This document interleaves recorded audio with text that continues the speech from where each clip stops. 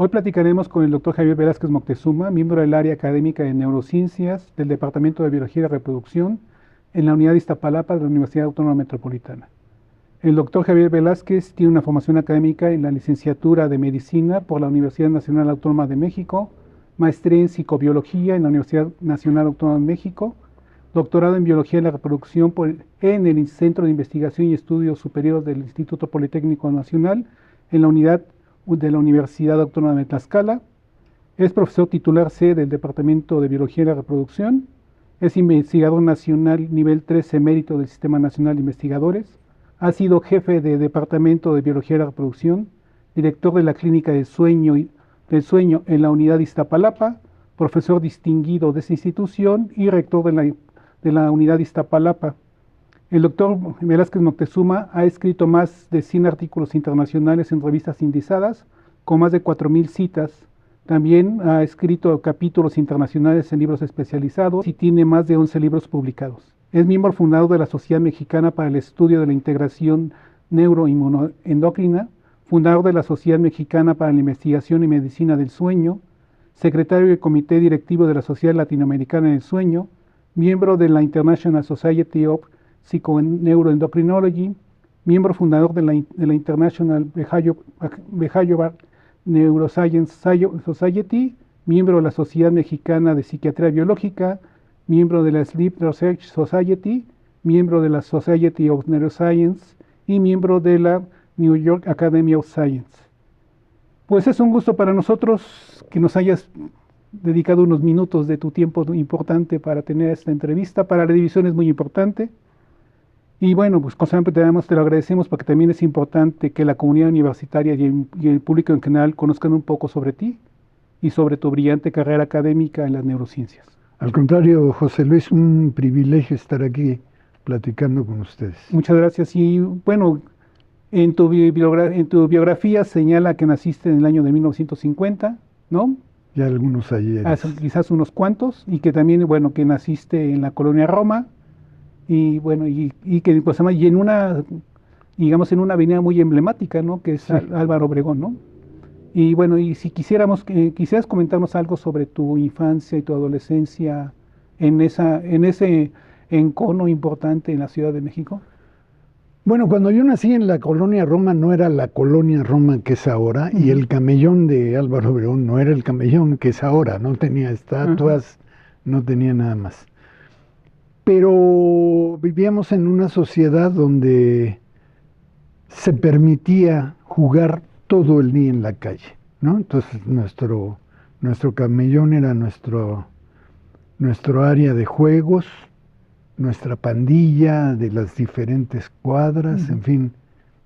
Yo creo que fue una infancia muy agradable, con contacto con mucha gente muy diversa, ¿no? Unos salieron de ahí a triunfar en diferentes cosas, otros salieron de ahí a la cárcel. Entonces había de todo en la pandilla, ¿no? Y tuve una educación pública, fundamentalmente, ¿no? Una primaria pública, una secundaria pública, que no digo el número, porque ahí estudió Salinas, entonces, pero es la secundaria 3 Niños Héroes de Chapultepec. Después entré a la prepa en la prepa 6, entonces todo ha sido educación pública. Y la infancia la guardo como una cosa muy preciada, llena de amigos, de juegos, de diversiones, en fin, ¿no? Digamos que en la adolescencia, ¿en qué momento empiezas a sentir que tienes una vocación para médico, o es que realmente la vocación para médico fue una vez que ya en el tercer año de la preparatoria es que tomaste la decisión para ir para médico? Pues mira, es una cosa que se va dando poco a poco. En realidad yo quería ser futbolista, pero no me daba, ¿no? Después quise ser cantante de rock, tampoco me daba. Entonces ni modo, tuve que estudiar medicina, ¿no? Entonces me metí al área de concentración adecuada y de ahí pasé a la Facultad de Medicina. ¿Y en qué momento también empieza tu interés por las neurociencias? ¿Hay alguien importante que en el que haya sentido que es? como un maestro que te hizo Sí, hacia este camino? muchos, muchos, pero digamos, yo me meto a medicina todavía con algunas dudas, ¿no? Porque mi interés fundamental era tener una actividad social, influir en grupos, ver conductas, Ujú. etcétera, etcétera. Y entonces estaba yo, por algún tiempo dudé entre la medicina y la antropología, ¿no? Después supe que había la antropología médica y casi me aloco y me voy a eso. Pero se me fueron aclarando las ideas y pronto se definió que lo que quería yo era ser psiquiatra, ¿no? O sea, entender el Comportamiento. comportamiento de las personas y tratar de ayudar en un campo que estaba y sigue estando muy abandonado de la salud, ¿no? Entonces me fui orientando hacia la psiquiatría, Ujú. pero conforme pasaban los trimestres y me tocaba rotar en psiquiatría y en neurología, dije, no, esto no es para mí porque les falta mucho, ¿no? O sea, a todos los que entraban al pabellón de psiquiatría les daban lo mismo, ¿no? Aldol y Sinogan, que era la, Droga. la camisa de fuerza Ujú. moderna, ¿no? Antes a los agitados les ponían una camisa de fuerza, ahora les daban un anticitocótico y entonces ya no era necesaria la camisa de fuerza. A todos. Entonces, ¿cómo? Se me hacía una medicina muy primitiva y entonces concluí que lo que necesitaba era hacer investigación en neurociencias y coincidió Ujú. con que tuve un maestro, el doctor Javier Lozoya, que me invitó a trabajar en su laboratorio en el Centro Médico Nacional, que era Ujú. así una cosa maravillosa, ¿no? El Centro Médico Nacional era una institución de frontera, ¿no? O Ujú. sea, tenía los mejores médicos, los mejores equipos, los mejores quién sabe qué, y además tenía un departamento de Ujú. investigación científica que se llevaba por mucho al Poli, al Cinvestav, a la UNAM, ahí estaban los mejores, ¿no? Y entonces entré a trabajar ahí y desde el principio me enfoqué a temas del sueño, ¿no? Ujú. Ujú. Porque este doctor hacía cosas de sueño y lo primero que hicimos fue investigar si había un control neuromoral del sueño, ¿no? Entonces Ujú. sacábamos líquido cefalorraquídeo de animales que no hubieran dormido, se lo inyectábamos a otro Sí, sí. que estaba durmiendo bien Ujú. y veíamos si caía o no caía, en fin, ¿no? Entonces eso me mantuvo algún tiempo. Después me distraje porque en esas acciones se nos atravesó una planta, el zapote, ya no me quedo, el zapote algo, Ujú. ¿no? Que era su semilla producía sueño, ¿no? Entonces dijimos, no, pues aquí está la Ujú. farmacología del sueño y las comunidades y la medicina tradicional y quién sabe qué.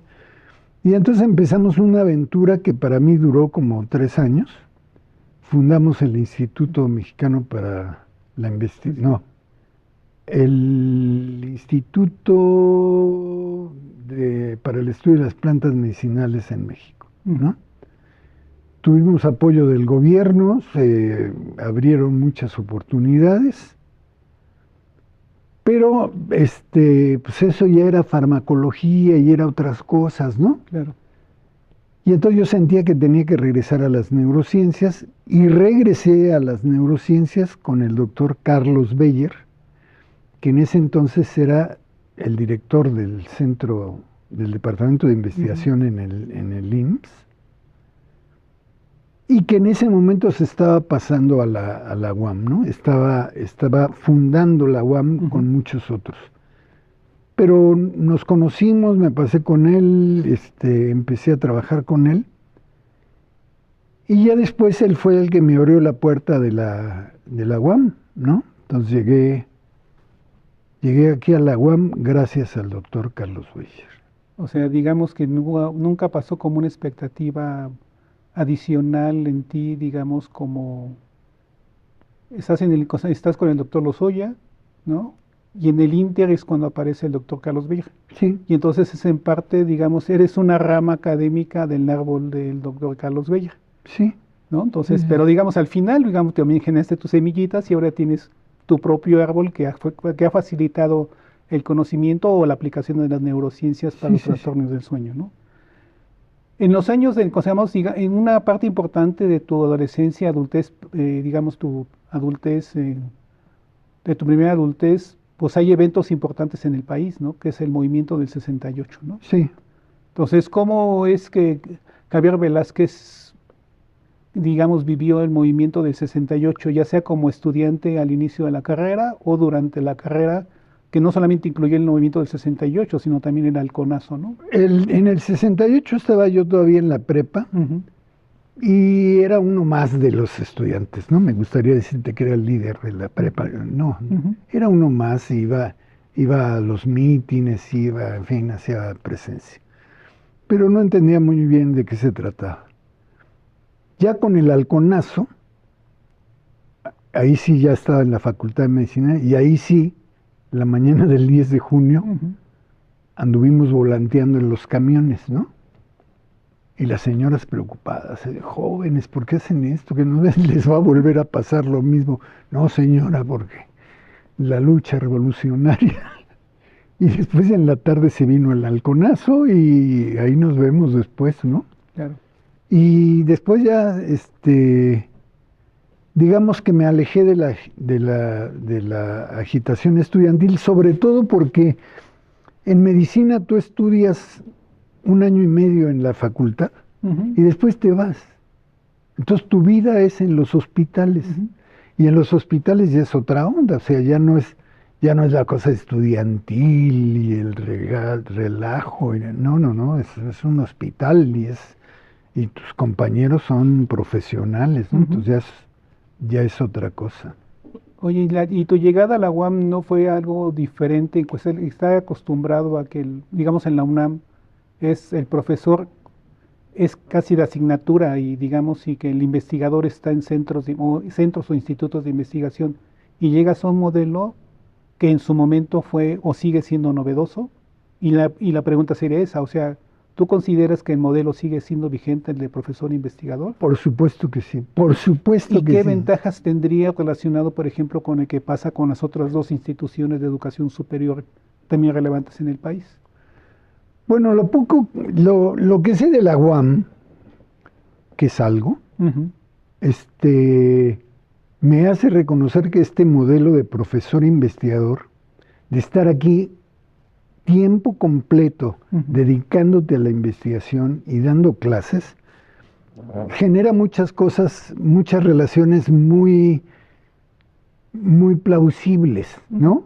Nosotros aquí en CBS tenemos las puertas abiertas de los laboratorios. Los estudiantes, ujú. no es raro que los estudiantes empiecen a trabajar en los laboratorios, en los temas que se están Claro. desarrollando, y que no son ensayos, son ya investigación de frontera, investigación de alto nivel, ¿no? El problema es que yo llegué a la UAM cuando la UAM entró en crisis. La UAM crece y nace y crece con todo el apoyo del Ujú. gobierno, ¿no? Pero muy pronto se acaba eso. En los 80, Entonces, ¿no? entonces estás en una universidad nueva que nadie conoce, en un vecindario que es espantoso, donde hay vacas y todo lo demás, que es muy difícil llegar y Ujú. cuando llueve es muy difícil salir.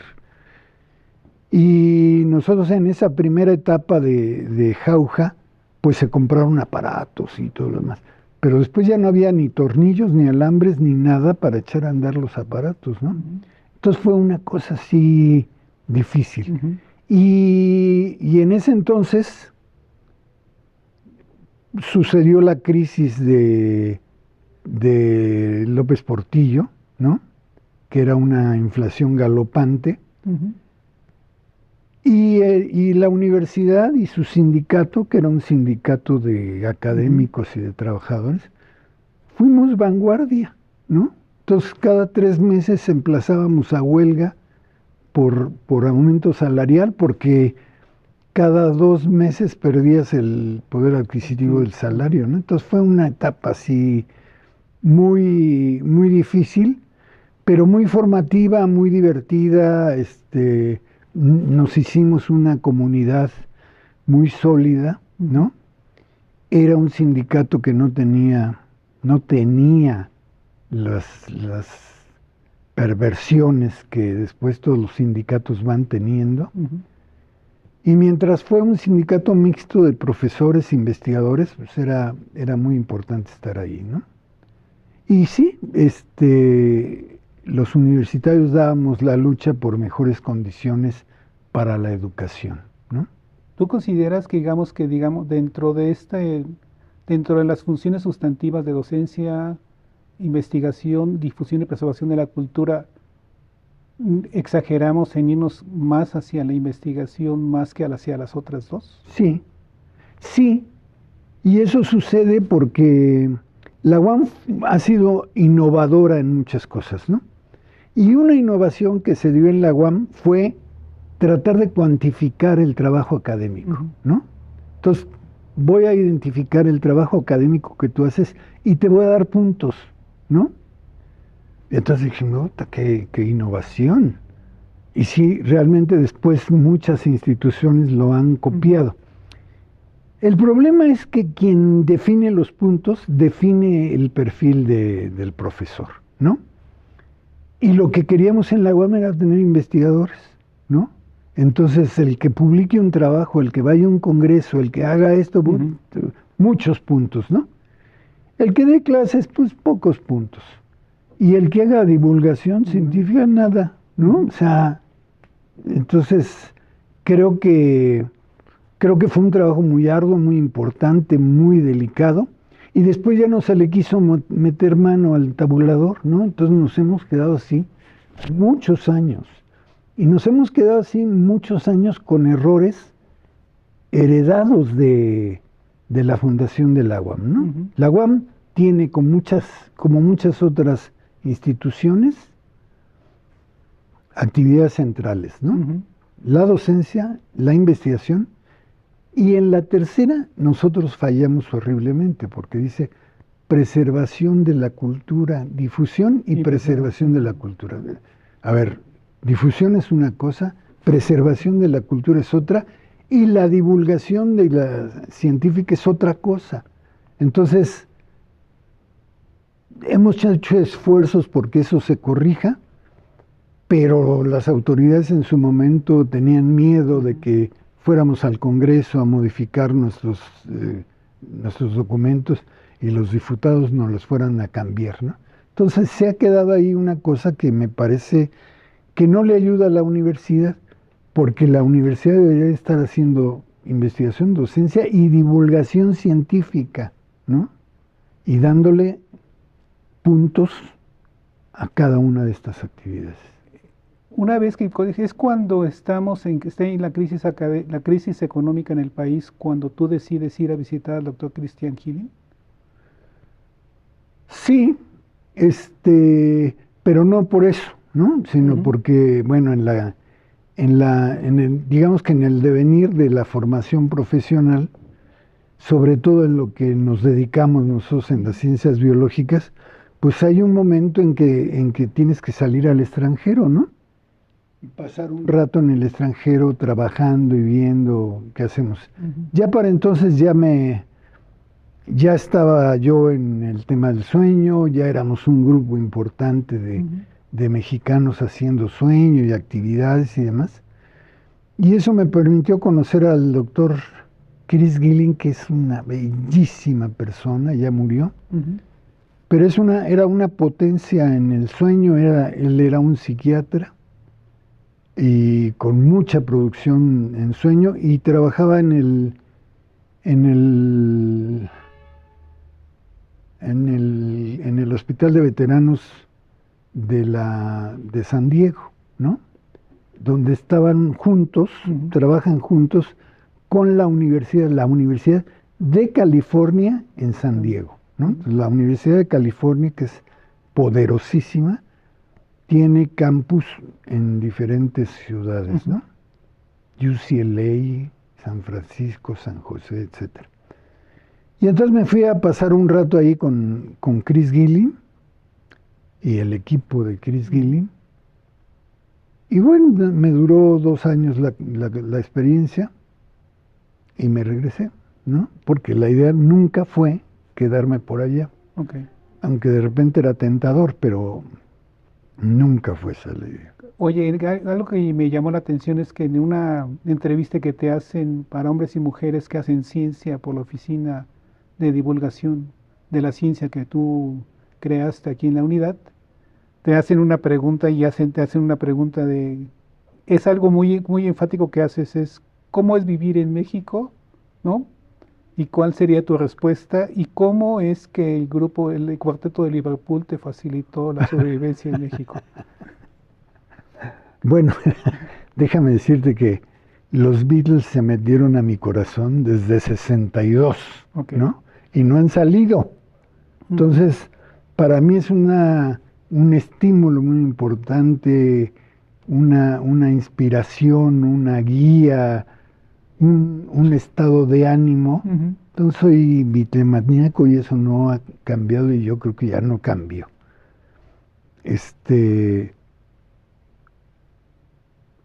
Pero la pregunta que me estabas haciendo tenía que ver ¿Con tu regreso a México? ¿Qué Sí, decías? no, es que las condiciones en México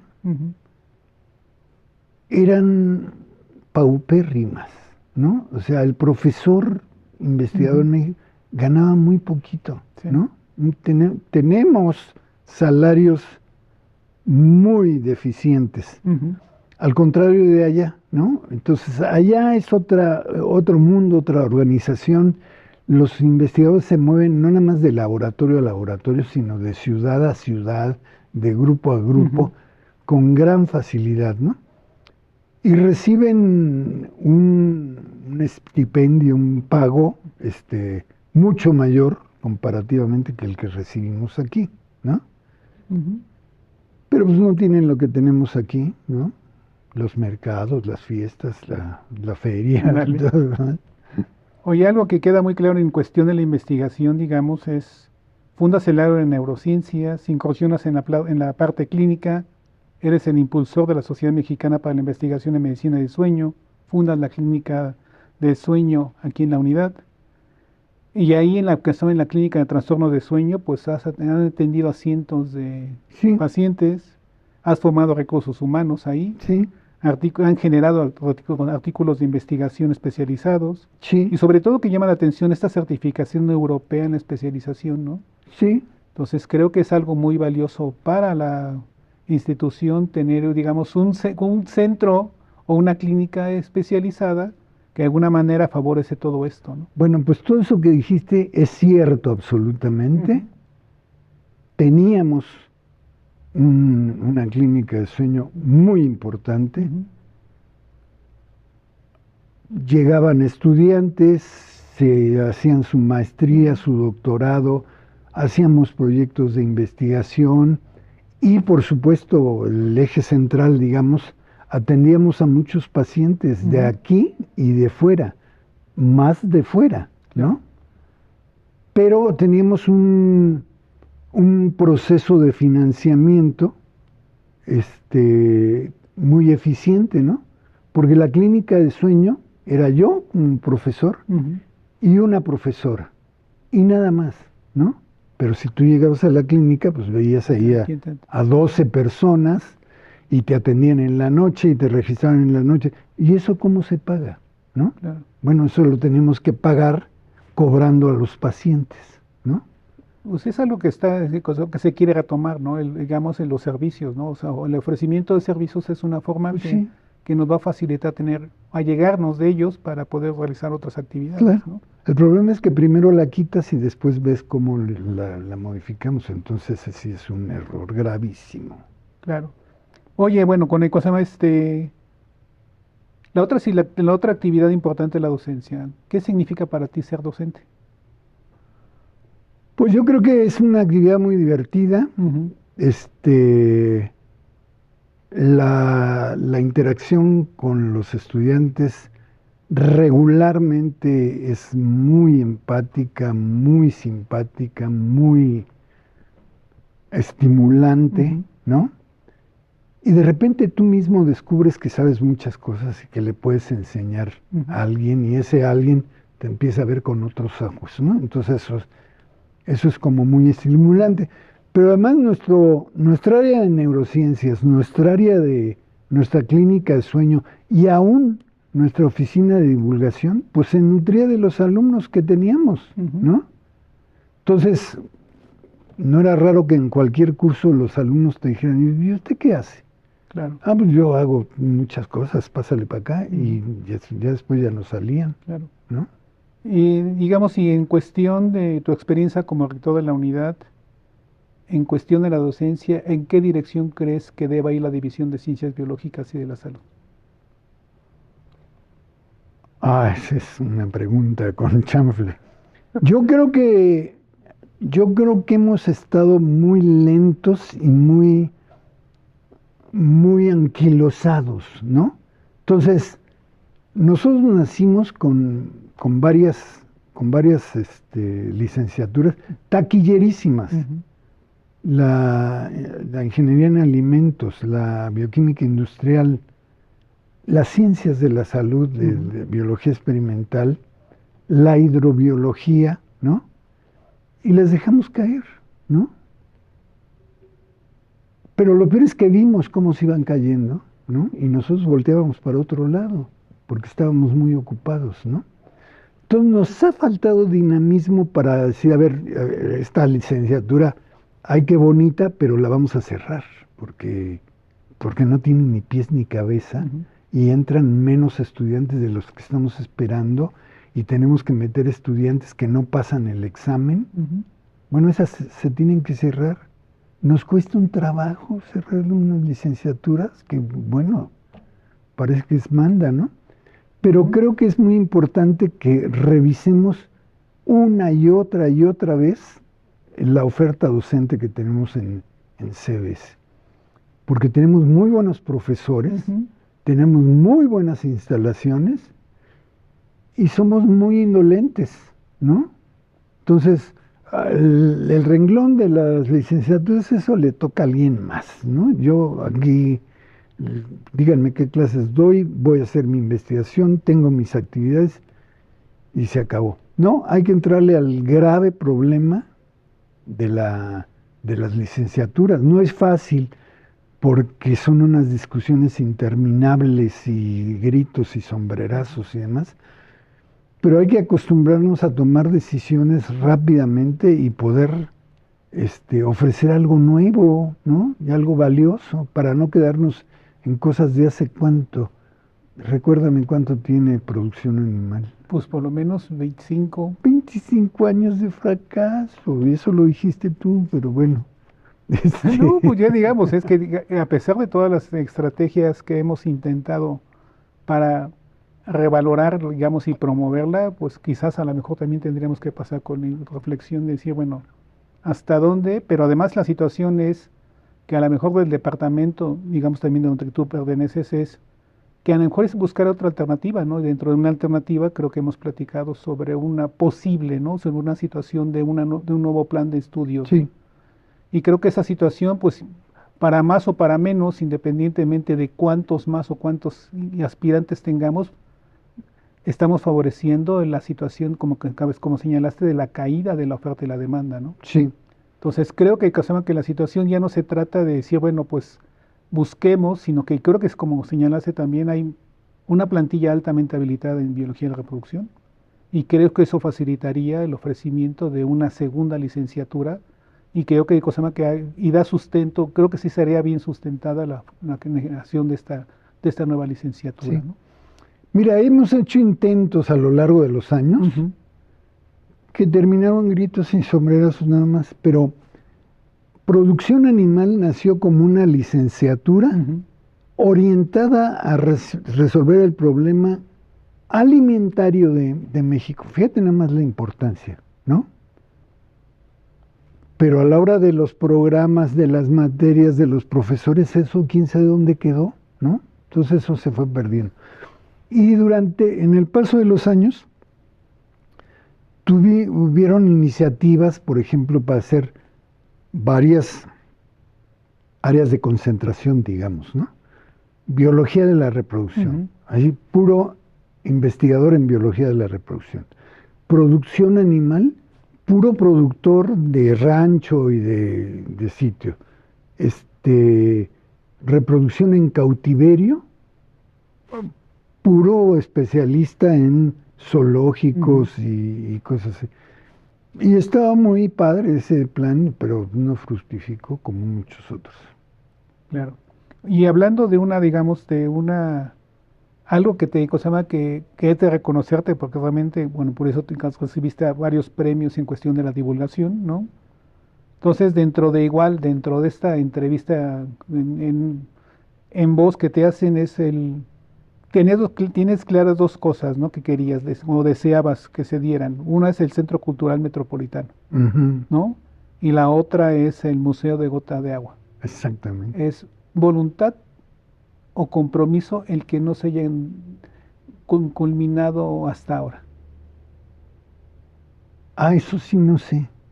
Pero yo diría que es una historia lamentable, lamentabilísima, porque cuando el gobierno del DF cedió los terrenos del Gallito a la UAM, el entonces rector de Iztapalapa, doctor Lema, convocó a la comunidad a presentar proyectos.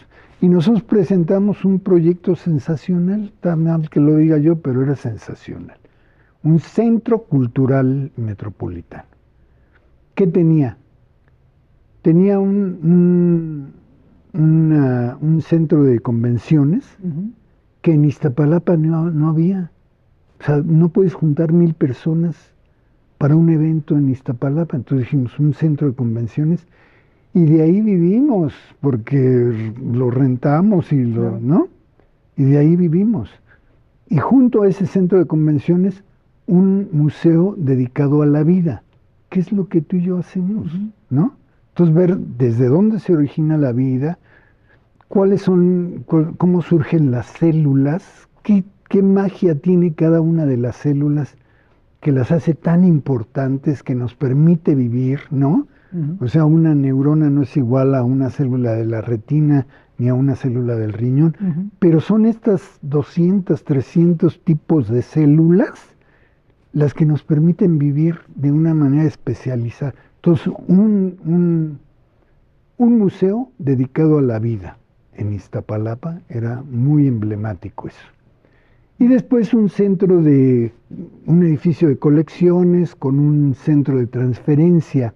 Eso es otra cosa que también nos cerraron la puerta, pero las universidades actualmente tienen que hacer transferencia de tecnología, ¿no? Nosotros recibimos un curso cortito de la Universidad de Oxford, ¿no? Y nos dijeron, no, miren, háganle así, háganle asado, ya, ¿no?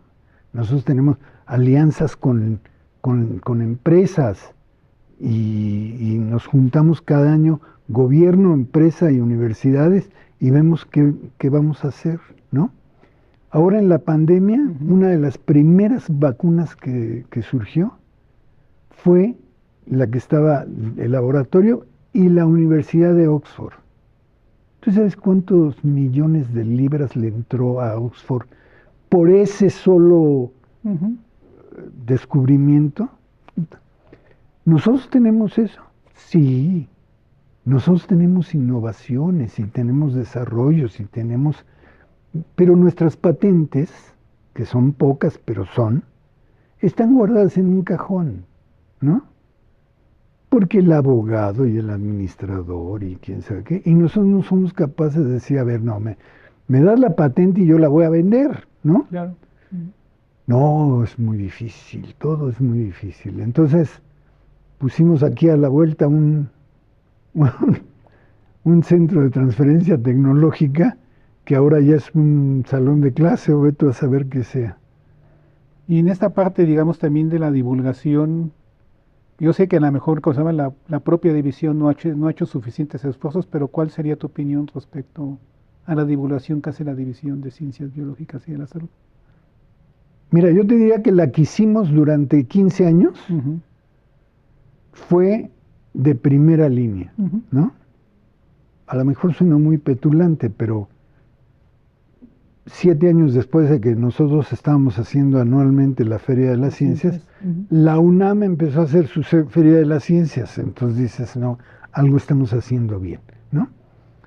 ¿De qué se trataba la Feria de las Ciencias? Se trata de que los profesores salieran al patio y mostraran lo que hacen, ¿no?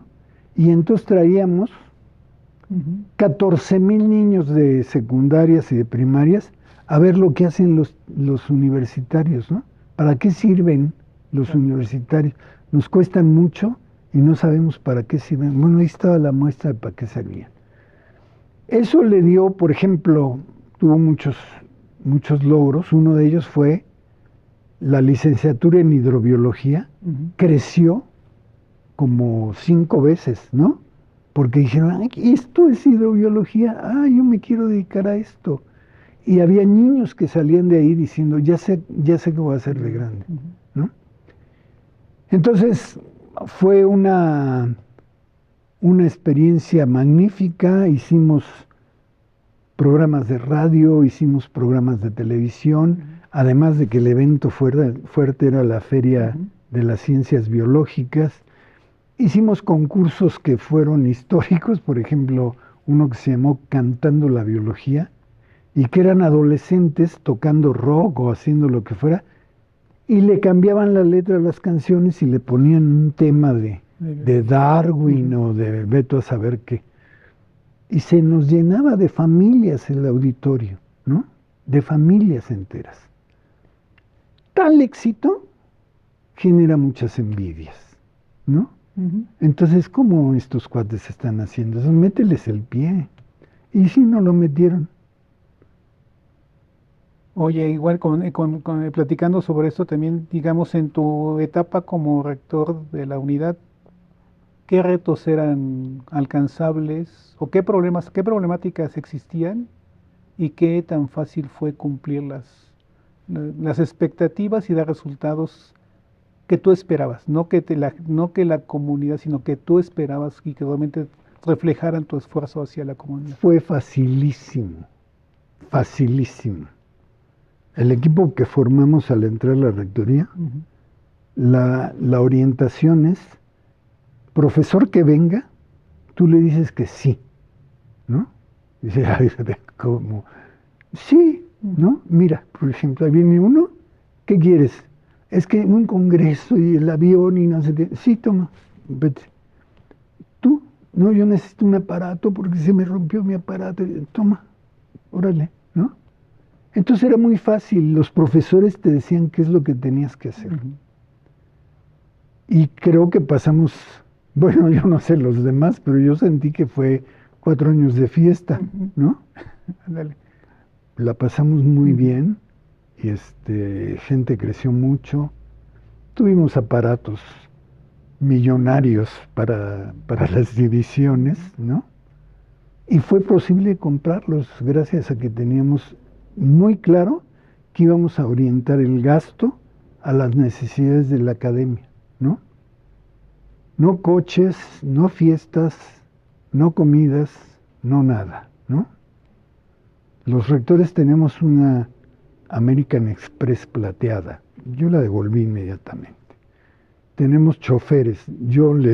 Lo licencié inmediatamente, ¿no? O sea, no necesitamos eso. Entonces son actividades donde se te va mucho el dinero, ¿no? ¿Quieres invitar a alguien a comer? Pues págalo, ¿no? Ujú. ¿Por qué lo tiene que pagar la universidad? Entonces fue una temporada muy agradable Ujú. y creo que la unidad tenía mucha presencia afuera, ¿no? Entonces recibíamos embajadores y políticos y quién sabe qué, se impresionaba mucho. Muchas veces se ha dicho que la UAM Iztapalapa es un secreto muy bien guardado. Y lo empezamos a revelar, ¿no? Y con los programas de radio, con los programas de televisión, en fin, empezó a jalar muy bien, ¿no? Nos conocieron bien, pero nos faltó mucho. Queda claro que digamos que tu compromiso, digamos, como profesor, como investigador y también como gestor académico, pues fue, digamos, muy intenso. Y con base en eso y base en, digamos, en tu también fue el que se te otorga el reconocimiento de profesor distinguido, ¿no? Entonces, ¿cuál fue tu sentimiento al ser nombrado como profesor distinguido por el colegio académico? Pues es una enorme satisfacción, es una experiencia muy grata que tus pares sean los que te den ese reconocimiento. Y siempre he dicho que fue un reconocimiento a un grupo de trabajo, ¿no?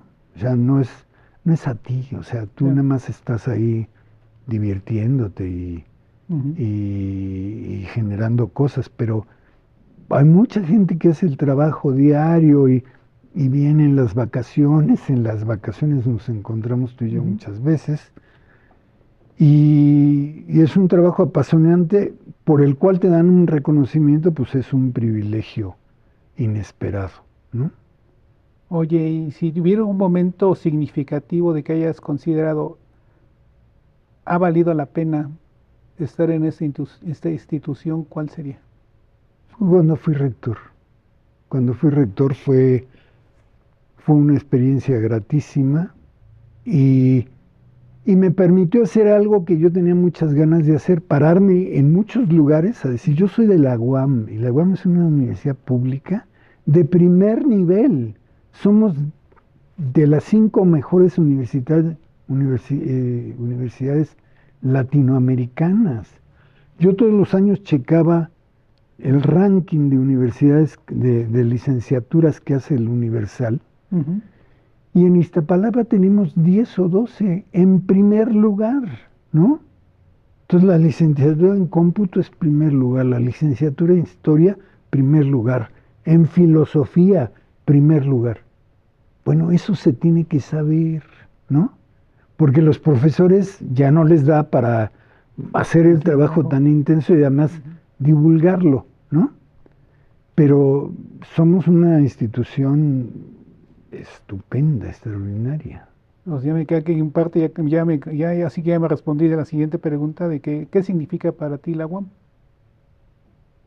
Bueno, la UAM como proyecto de vida fue mm, mi objetivo central, mi compromiso indudable, ¿no? Mi vida giró alrededor de la UAM. Este, Mis hijos crecieron ahí siendo mordidos por las ratas, por estarles metiendo el dedo.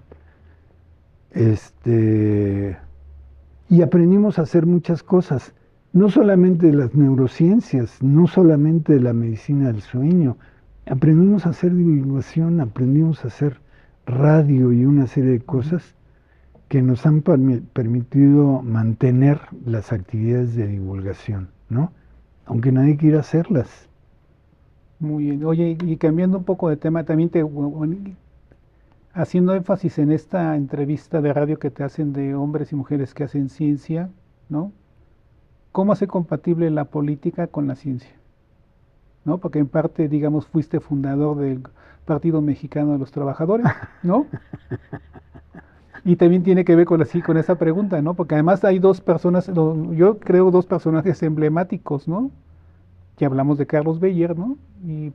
Y Eberto Castillo, por ejemplo. Entonces, ¿cómo hacer, por eso es la pregunta, ¿cómo hacer compatible la parte política con la parte de la ciencia? ¿O es que es natural, que cualquier expresión que uno tenga necesariamente tiene que ser en un tono político, independientemente de la disciplina que uno se dedique? Yo creo que hacemos política todos los días en todo lo que decimos, en todo lo que hacemos. Ujú. aunque nos querramos sentir puros e inmaculados, estamos haciendo política, o apoyamos un lado o apoyamos otro, ¿no?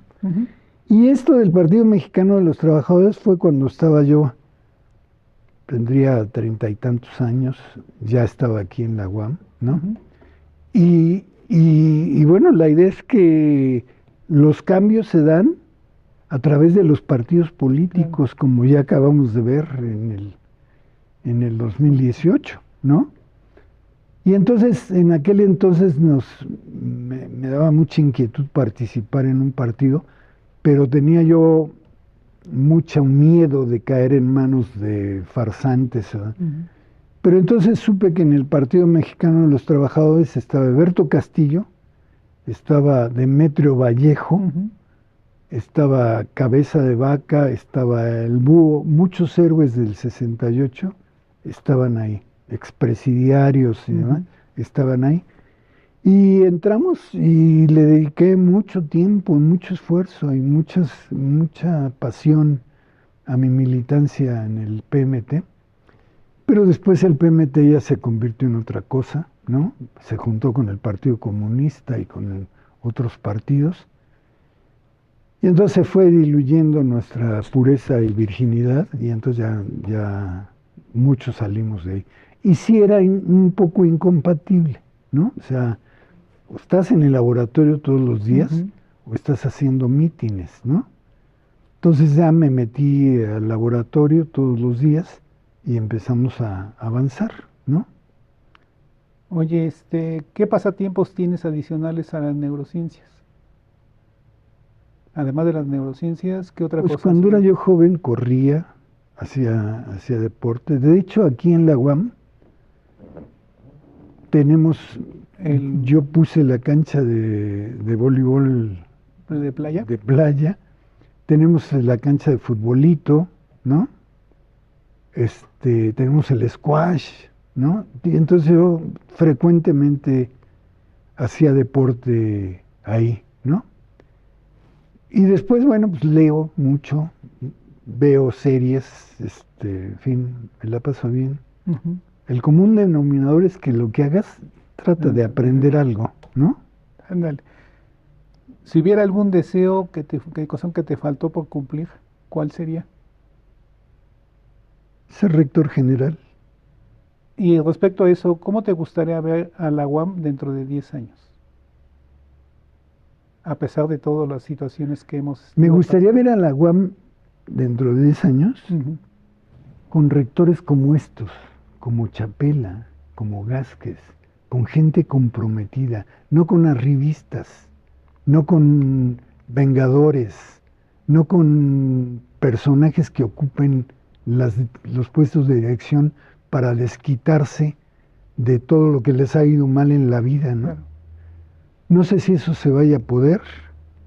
Veo un panorama muy pesimista en la UAM, pero la única manera de levantarla es que haya profesores comprometidos con los objetivos de la UAM, no con ellos, no con su grupito de trabajo, no con sus grillas, ¿no? Entonces, si eso se puede hacer, la UAM tiene un futuro maravilloso. Oye, hasta ahora ha sido un placer platicar contigo, ¿no? Que a lo mejor nos faltó algo más virtuoso, ¿no? Entonces, algo que te gustaría agregar a la entrevista que no hayamos tomado o no hayamos tocado. Pues nada más mi agradecimiento por haberme considerado en este grupo. Ese sí es un privilegio, y el grupo de profesores distinguidos sí son profesores distinguidos hasta ahorita, ¿no? Entonces, creo que es una buena idea ubicarlos, sacarles toda su historia y todos sus compromisos, y mostrarle al público qué es la UAM, ¿no? Porque si no, seguimos en el closet, ¿no? Y aquí tenemos personas, pero de primerísima, ¿no? Pues bueno, a nombre de la comunidad universitaria de la División de Ciencias Biológicas y de la Salud de la Unidad de Iztapalapa, Te agradecemos todo el esfuerzo y trabajo con que has contribuido al desarrollo de esta institución, la cual, de acuerdo con especialistas en la materia, es una de las mejores universidades públicas de este país. Nuestro respeto y admiración hacia ti por tu labor universitaria. Estamos orgullosos de que seas UAM y gracias por esta entrañable plática que hemos tenido. No, hombre, gracias a ti, José Luis, gracias a todo el equipo de producción y sigo las órdenes para lo que necesite el crecimiento de la UAM. Claro. Bueno, a quienes nos escuchan, muchas gracias por acompañarnos. Nos encontraremos pronto en esta casa abierta al tiempo.